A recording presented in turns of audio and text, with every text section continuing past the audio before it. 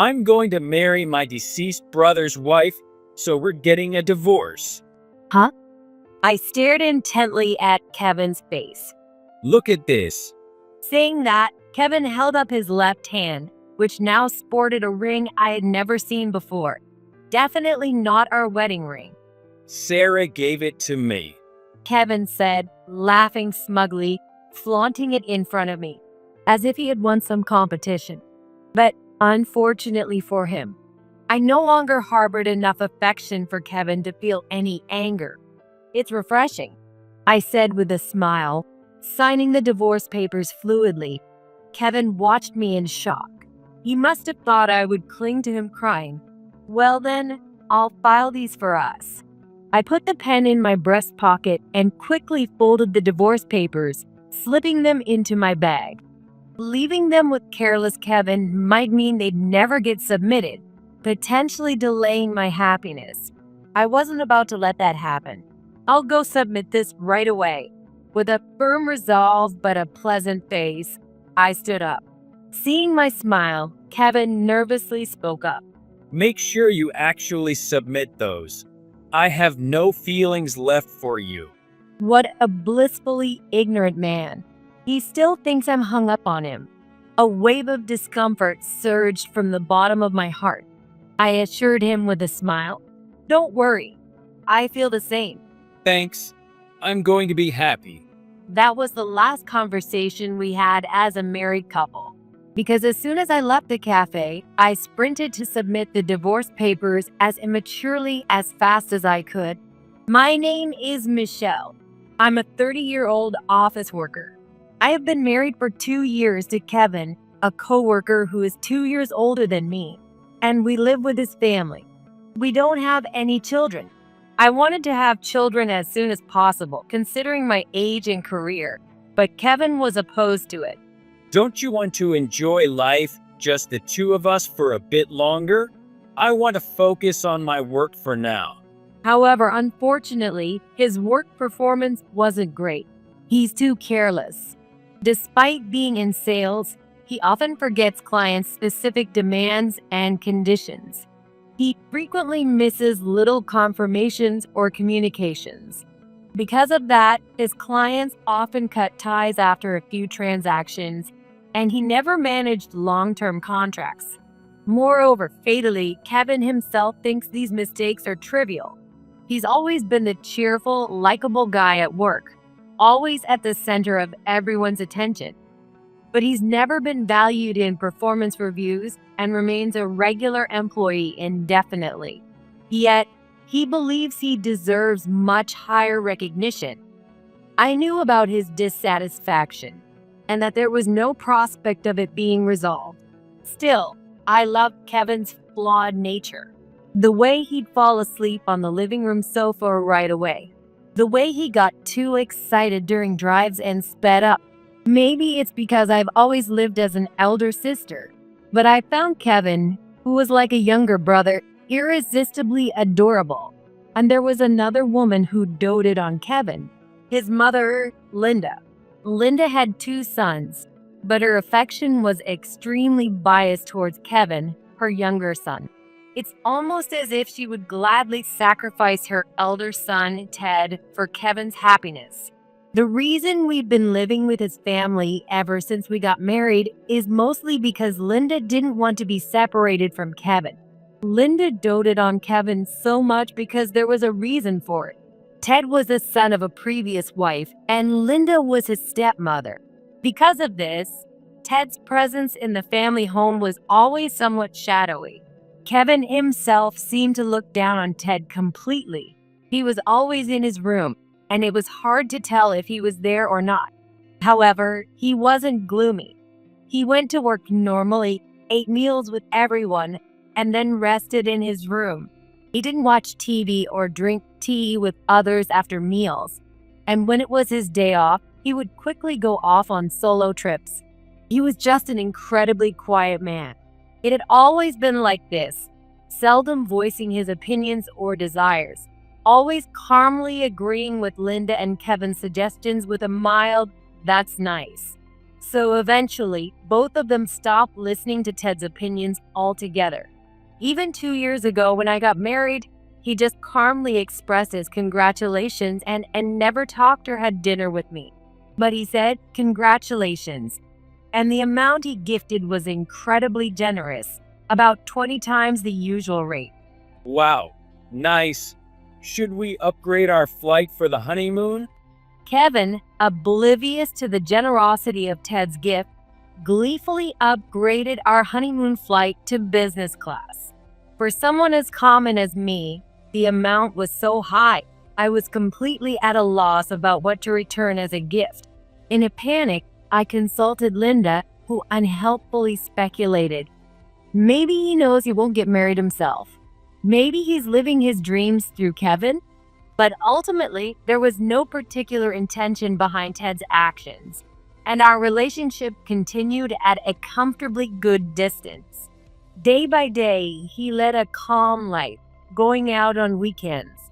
It seemed that Ted would just continue to age this way. We all thought so, for no particular reason. However, on a beautifully clear day in spring, we were all shocked. Ted had decided to get married.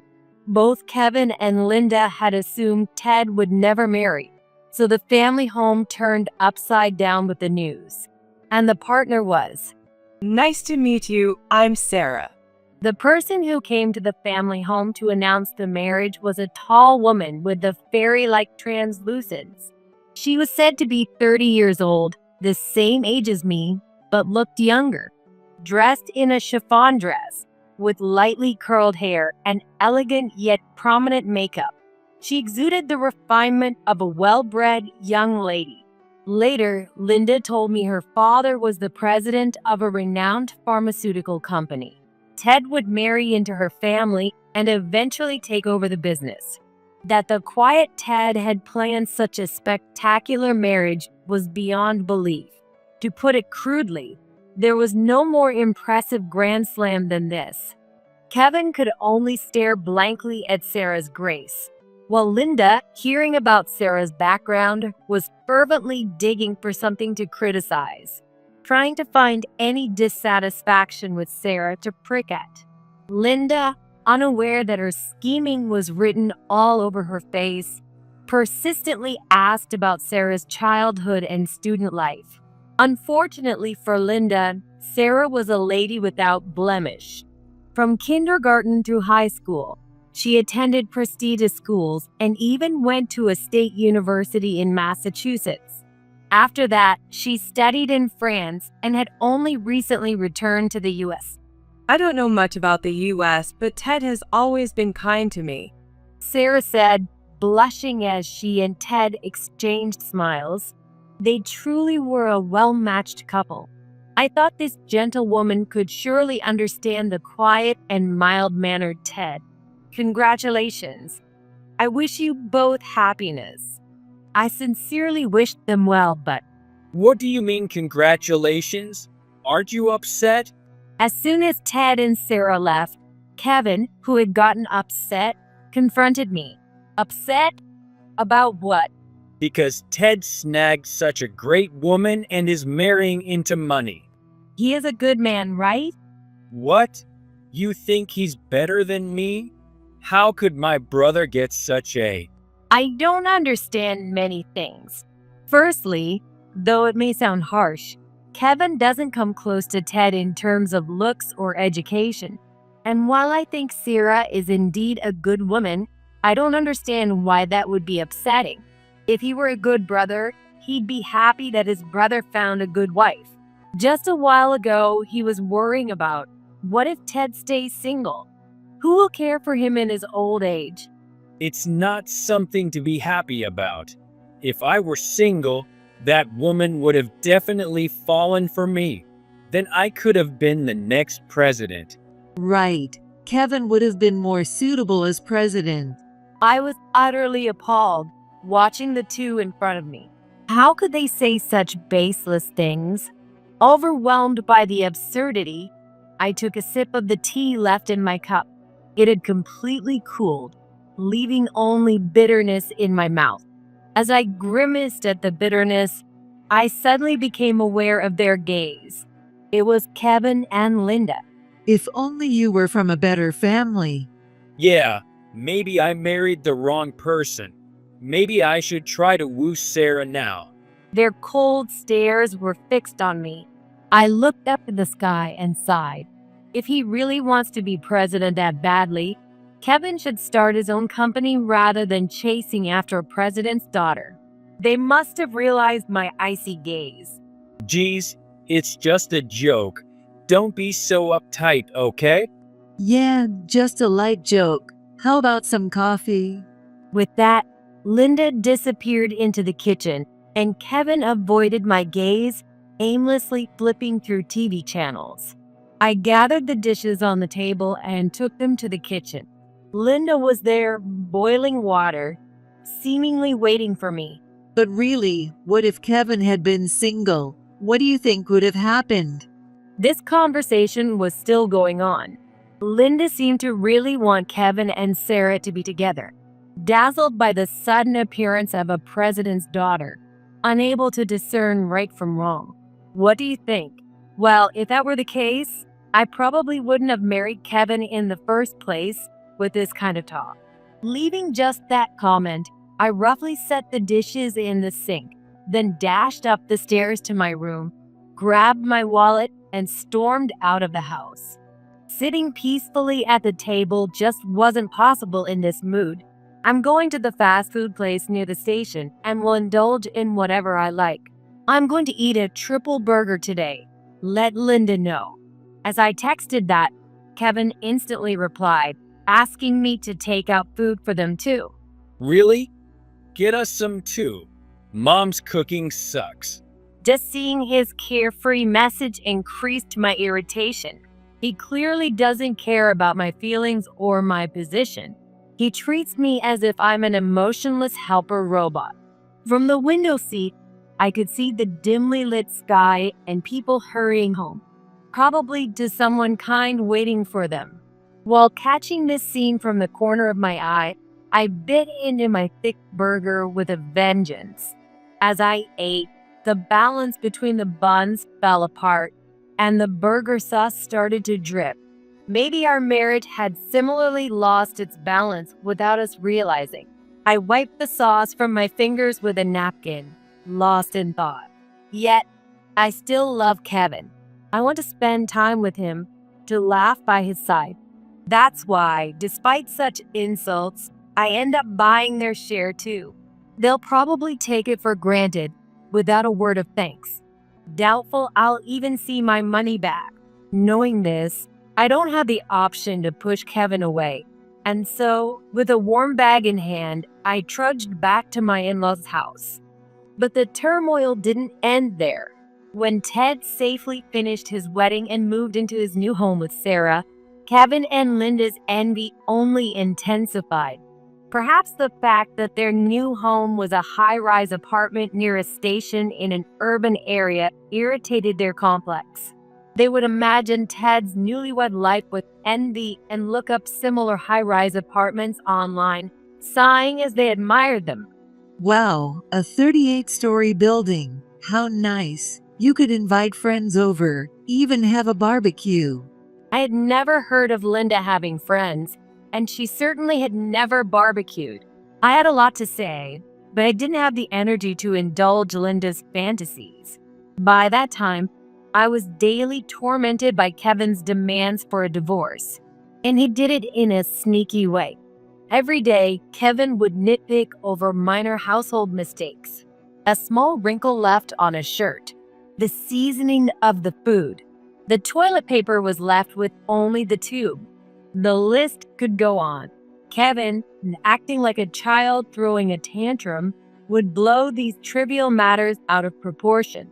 If things like this keep happening, I can't stay with you. We're getting a divorce. Typically, the wrinkles on the shirt were his fault for sitting on it on the sofa, and the seasoning of the food was to his taste preference. The toilet paper was an issue while I was away on a business trip for 2 days. He could have just replaced the roll himself. Having all his complaints rebutted like this, Kevin finally seemed to realize that obtaining a divorce on my fault would be difficult. But things didn't stop there. Kevin committed an outrageous act.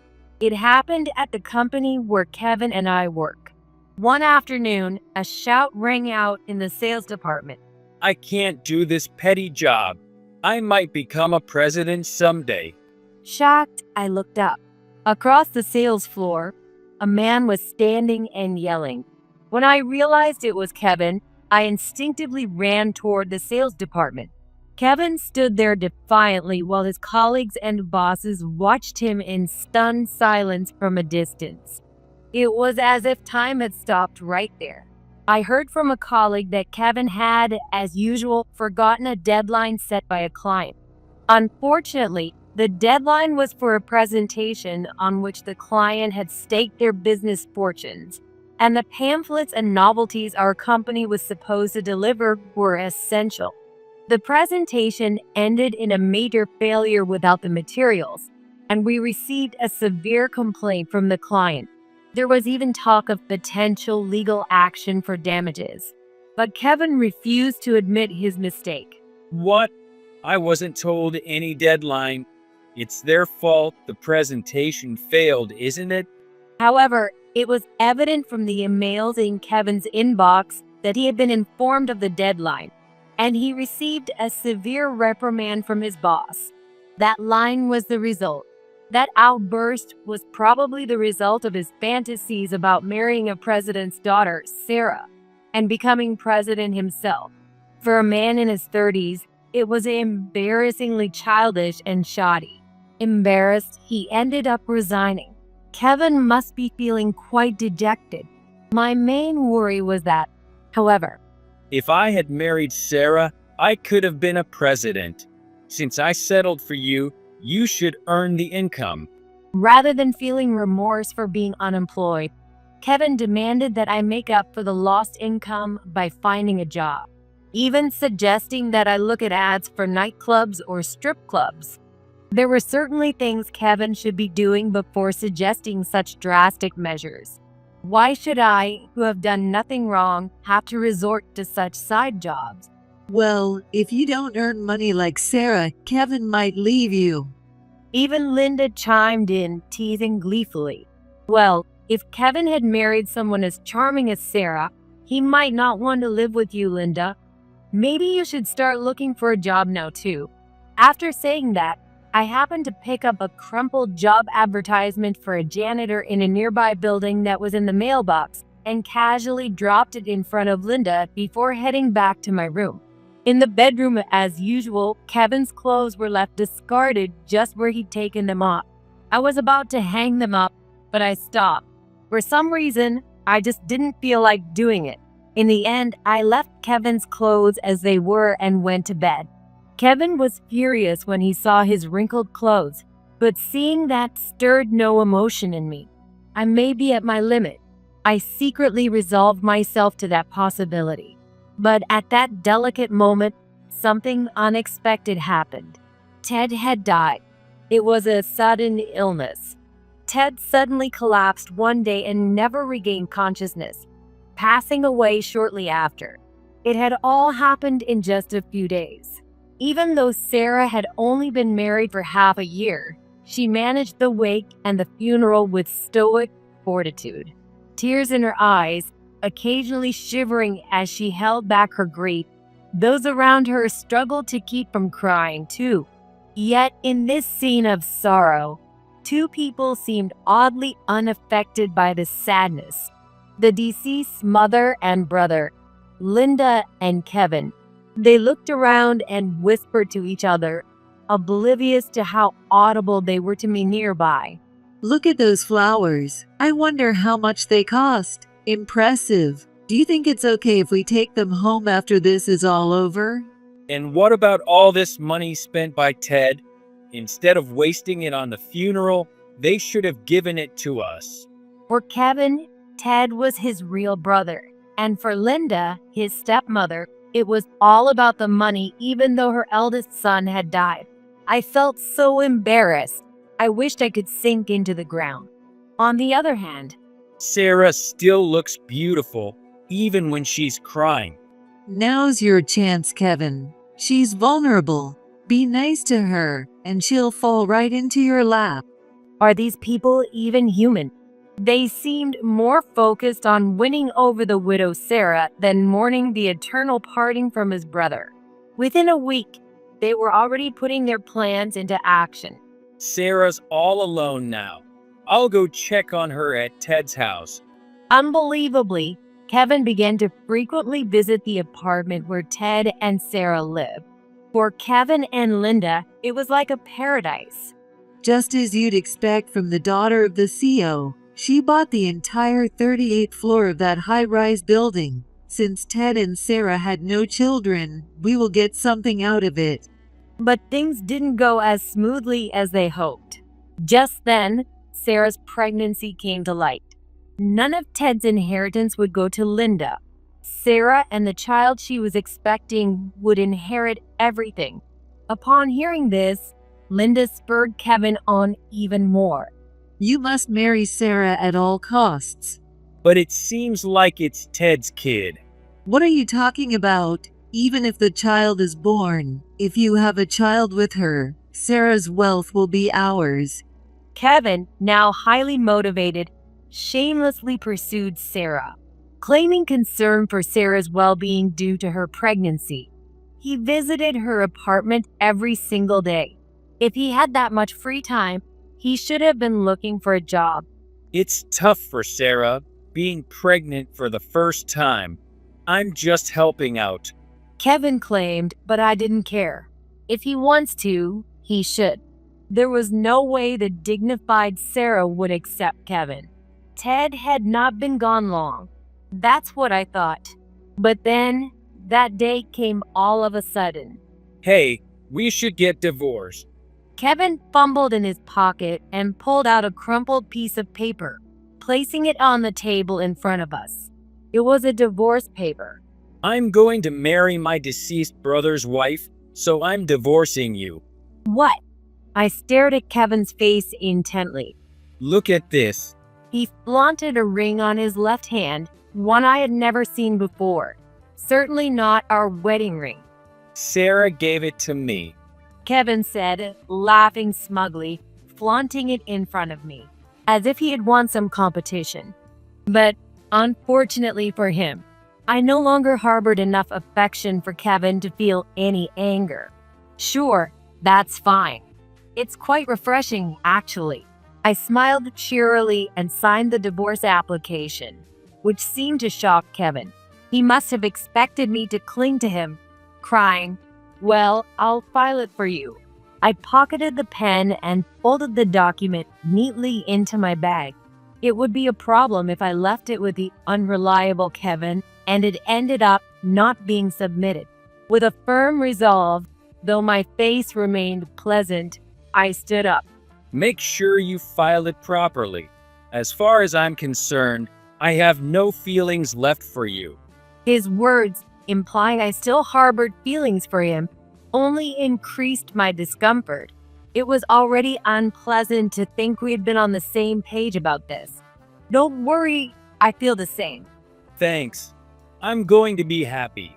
My sarcasm didn't register with him, and this exchange ended up being our last conversation as a couple. As soon as I left the cafe, I sprinted to file the divorce papers. I'll never forget the exhilaration I felt then. Freedom.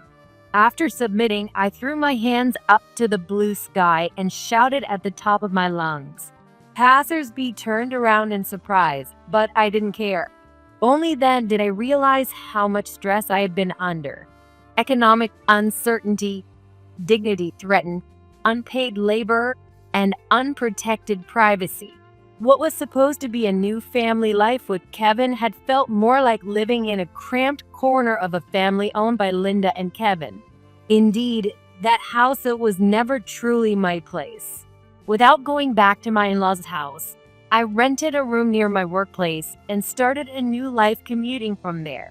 Though Linda and Kevin sent several disparaging emails insisting on a proper farewell for the divorce, I ignored them completely. Thinking back, It was truly a blessing that Kevin had quit his job.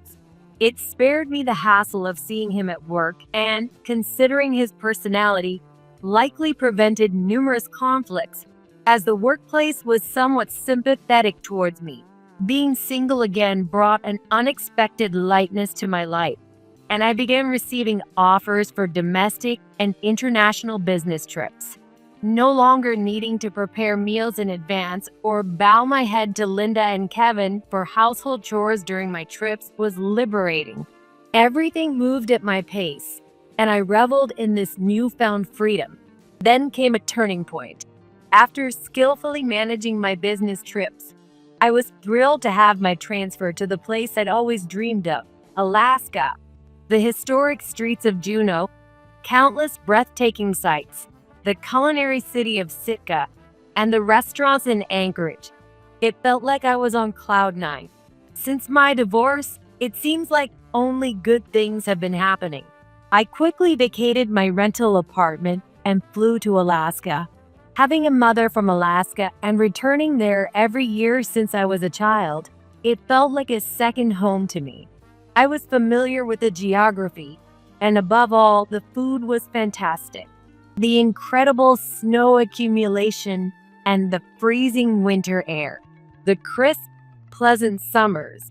The town I had long admired and visited many times welcomed me warmly. Here, no one saw me as the infamous lousy employee's ex-wife, nor as the ex-wife abandoned by the brother who chased after his sister-in-law. It was incredibly comfortable.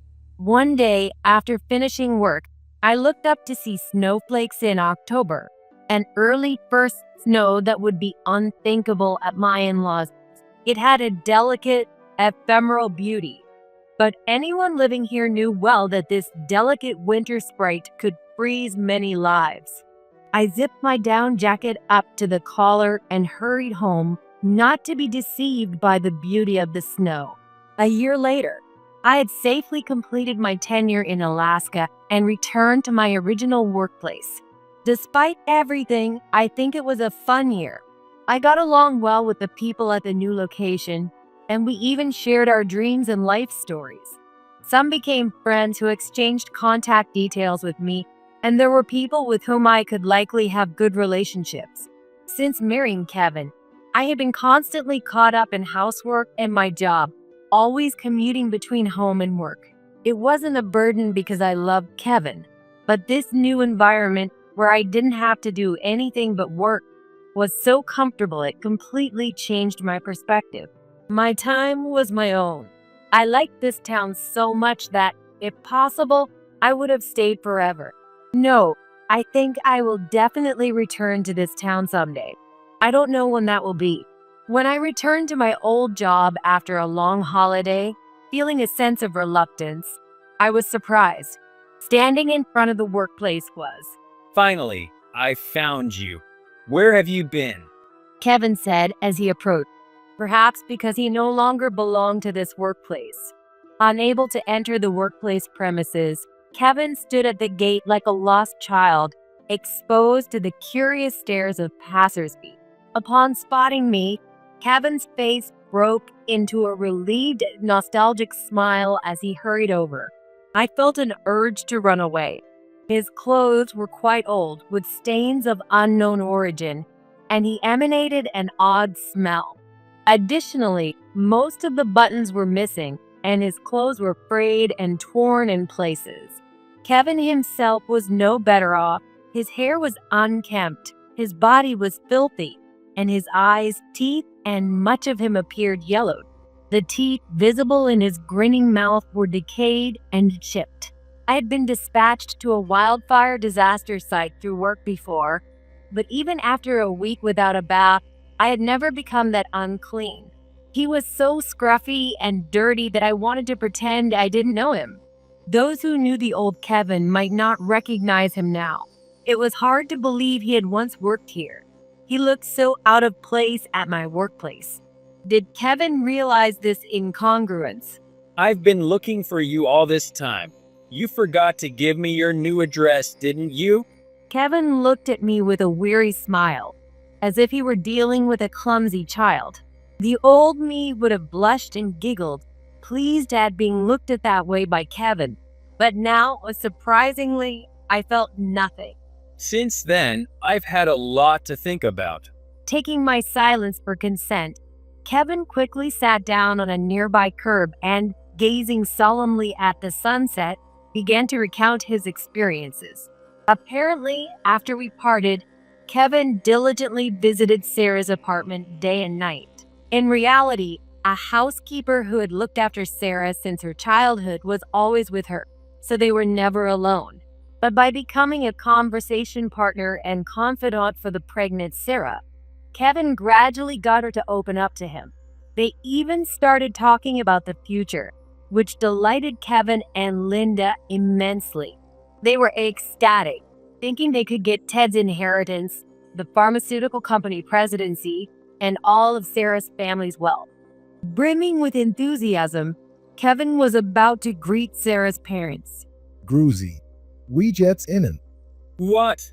That's a greeting in Swiss German, meaning hello, how are you? Yes, Sarah was born and raised in America, but her father was Swiss. After all, her father's pharmaceutical company was located in Switzerland, and Sarah herself had features that reflected her European heritage, and it should have been obvious with a little thought. What am I supposed to know about that? I didn't know he wasn't American. He took his anger out on me. Even when Ted had mentioned it during their marriage introduction, it really hit home again how this man never listened to others. By the way, are you aware of the linguistic situation in Switzerland? They use 4 official languages: French, Italian, Romansh, and Swiss German. Apparently, there are also dialects, and it's so complex that even residents of Switzerland consider moving towns due to language issues. Sarah's family was fluent in all these languages and in English, but her father was the only one who couldn't speak English. In Sarah's home, they mainly spoke Swiss German to accommodate her father. So Kevin spent that entire meal sweating profusely, unable to join in the conversation at all. Both Sarah and her mother tried their best to translate, but Kevin just sat there in awkward silence, sweating and quietly eating his meal. Sarah's family must have been quite perplexed. According to Sarah, Ted had effortlessly managed the Swiss language situation and conversed without any trouble. Ted's intelligence never ceased to amaze me. Ultimately, Sarah's parents tried to make conversation topics for Kevin's sake, but they were deeply disappointed with his silent response. If only he had realized his place. If Ted could do it, so can I. Kevin decided to try and learn Swiss German. He joined a language school that cost several $1,000s and attended whenever he could. It was one-on-one tutoring that felt like bills were flying away each session. But no matter how good the class is, Kevin's natural fickleness fully emerged, and he only learned greetings before declaring, "What really matters is the heart," and then stopped making any effort.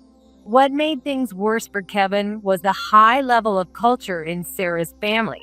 There was table manners, musical instruments, dancing, wine knowledge, Swiss history, the world economy, and more than anything else Kevin had ever touched. The world they live in is completely different. To keep up with Sarah, Kevin had to make various prior investments, wearing custom-made suits, enjoying orchestra concerts, musicals, and operas.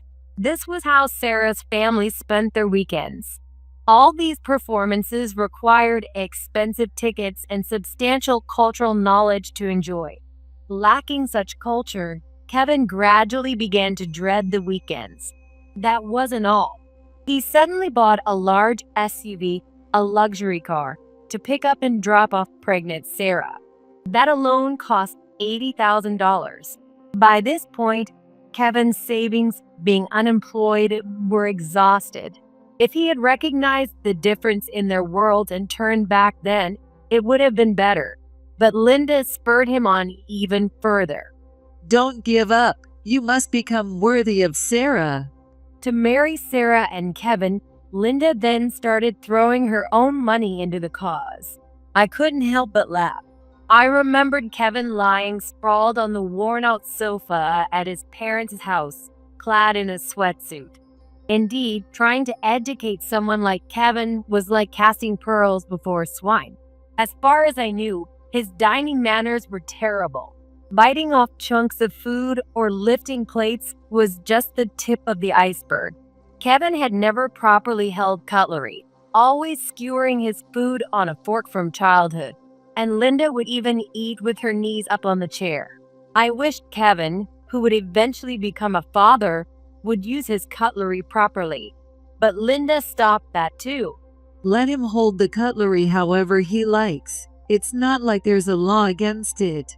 Table manners truly reveal a person's upbringing. For the first time, I was grateful for my grandmother and mother's strict teaching. Always use it properly so as not to discomfort others. The idea of someone who can't even properly use cutlery gaining international sophistication is laughable. Ultimately, Kevin and Linda never tried to gain any real culture. They just kept pouring money into imitating Sarah's lifestyle. Had they continued this for years or decades, maybe they would have gained some refinement. But before that could happen, they ran out of money. And at the same time, a shocking truth came to light. My father is retiring soon. He and my mother are planning their second life together. What? In a panic, Kevin asked Sarah for details. It turned out her uncle would be taking over the company. Basically, Sarah's father had written Kevin off long ago and had already set plans in motion to hand the company over to his brother. I couldn't help but laugh. The considerations of the elite are indeed different. Moreover, Sarah decided to return to Switzerland, her father's homeland, to have her baby and raise it there. After all, I'll need to support my uncle eventually and get involved in research and development. But what about me? You're free to do as you please. What about this ring? Weren't we engaged? Trembling, Kevin thrust the ring Sarah had given him in her face. But her response was absurdly comical. Oh, that's just a thimble for sewing. I gave it to you because you always wore shirts with missing buttons to remind you to fix them quickly. I loved you, Sarah. That's why I've always been by your side. Thank you for your kindness, but it was always unpleasant. Your eating habits are disgusting. You never learn manners no matter how much I teach, and you still can't tell Wagner from Tchaikovsky after all this time. Sarah chuckled. I always thought you were stupid. You're nothing like Ted. At that moment, Kevin made a move as if to grab the heavily pregnant Sarah. However, he was soon seized by Sarah's housekeeper and handed over to the police. A slim, elderly Caucasian woman with a background in lightweight boxing. You can't even box, and you're American. Maybe you should learn a bit more about your own culture. The housekeeper sneered as she held him back. After being scolded at the police station and released, Kevin found that Sarah and her family had already left their penthouse and moved out of the country. The old me would have said something like, "Oh dear, that's tough," and comforted Kevin unconditionally. But the words that came out now were icy. Is that so? Kevin looked at me dumbfounded. You know I don't want to hear that kind of thing. That's right. Every time he sought comfort like this, I would pat his head and encourage him, hoping to inspire some motivation. But I had no desire to do that anymore. Because, sorry, but don't come here anymore.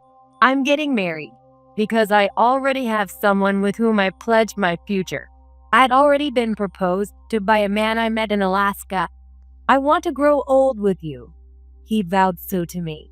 When I told Kevin, he was furious. What?